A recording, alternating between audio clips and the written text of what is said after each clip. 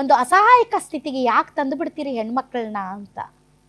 ನಿಮ್ಮ ಕೈಲಿ ಅವ್ರ ಜೊತೆ ಬಾಳಕ್ಕಾಗ್ತಿಲ್ಲ ಅಂತಂದರೆ ಯಾವ ರೀತಿ ತಂದೆ ತಾಯಿಗಳು ನಿಮ್ಮ ಪಾದ ತೊಳೆದು ಅಳಿಯ ಅಂತ ನಿಮ್ಮ ಕೈ ಹಿಡಿದು ಕಳಿಸ್ತಾರಲ್ಲ, ಅದೇ ರೀತಿ ನೀವು ಕೂಡ ನಿಮಗೆ ಬೇಡ ಅಂತ ಅನಿಸಿದ್ರೆ ಅದೇ ತಂದೆ ತಾಯಿಗಳಿಗೆ ಮರಳಿ ಒಪ್ಪಿಸಿಬಿಡಿ. ಅದು ಬಿಟ್ಟು ಕಷ್ಟ ಕೊಟ್ಟು ಕಿರುಕುಳ ಕೊಟ್ಟು ಸಾಯೋ ಹಾಗೆ ಯಾಕೆ ಮಾಡ್ತೀರ?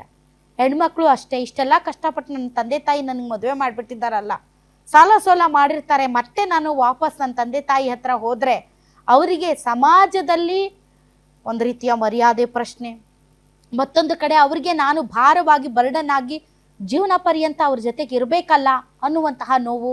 ಹಾಗಾಗಿ ಭಾಳಷ್ಟು ಹೆಣ್ಮಕ್ಳು ಏನು ಹೇಳ್ಕೊಳ್ಳದೆ ಸಹಿಸ್ಕೋತಾರೆ.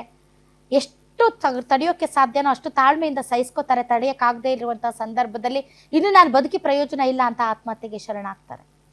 ದಯವಿಟ್ಟು ಆತ್ಮಹತ್ಯೆ ಮಾಡಿಕೊಳ್ಬೇಡಿ.